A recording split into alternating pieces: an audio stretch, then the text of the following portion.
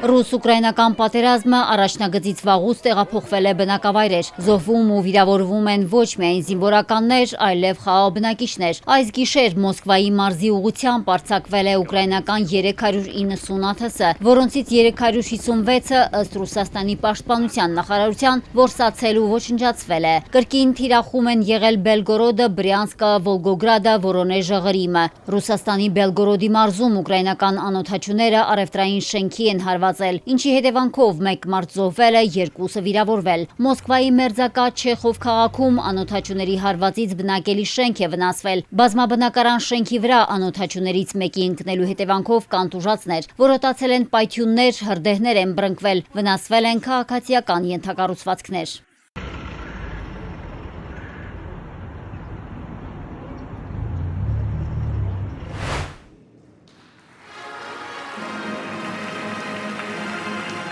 Ռազմական ինտենսիվ գործողությունների ֆոնին Ռուսաստան-Ուկրաինա արևմուտք լարված հռետորաբանությունը չի թուլանում։ Փոխադարձ գրոհներին զուգահեռ կողմերը սուր մեսիջներով են փոխանակվում։ Ռուսաստանի նախագահը ոգևորելով ռուս ժողովրդին վստահեցրել է, որ արևմուտքին չի հաջողվելու անկայունացնել իր երկիրը։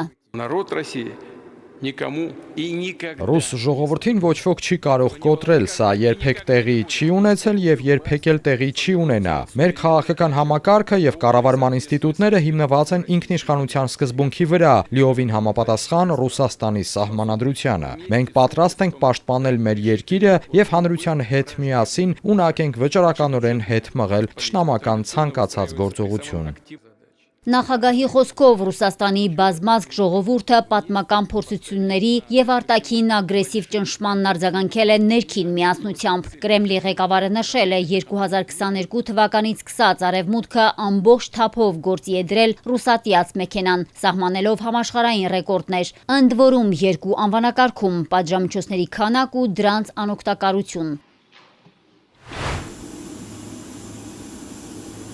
Արևմտյան երկրների լիակատար ռազմական ու ֆինանսական աջակցությունից չզրկվելու համար Ուկրաինայի նախագահը ժամանակ առ ժամանակ հանդիպում է համաշխարհային հովանավորների ու աջակիցների հետ։ Զելենսկին առաջին արտասահմանցի լիդերն է, որի հետ հանդիպել է Մեծ Բրիտանիայի նոր վարչապետը։ Էնդի Բըրնհեմը հստակ ուղերձ է հղել։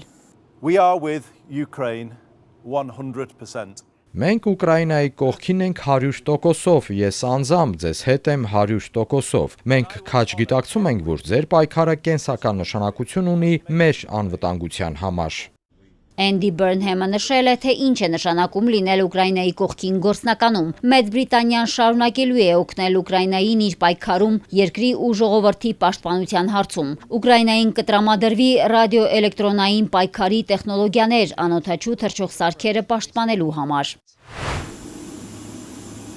Մեծ Բրիտանիայի դիրքորոշման հաստատումից ոգեշնչված Ուկրաինայի նախագահը մեծ հույսերով մեկնել է Միացյալ Նահանգներ։ Ըստ Զելենսկու թիվ 1 առաջնահերթությունը հակահրթիռային պաշտպանությունն ու ռազմավարական գործակցությունն է նահանգների հետ։ Խաղաղությունը պետք է մոտ լինի, ասել է Զելենսկին։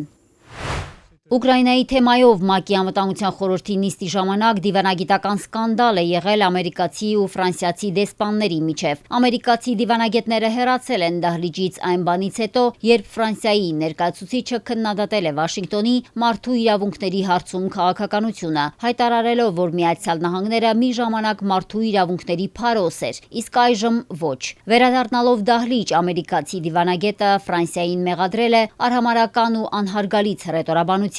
բարոյական վրդովմունք ձևացնելու եւ աշխարհին ամեն առիթով խրատներ տալու փորձերի համար։ Մարիկ Օստանյան, Էպիկենտրոն։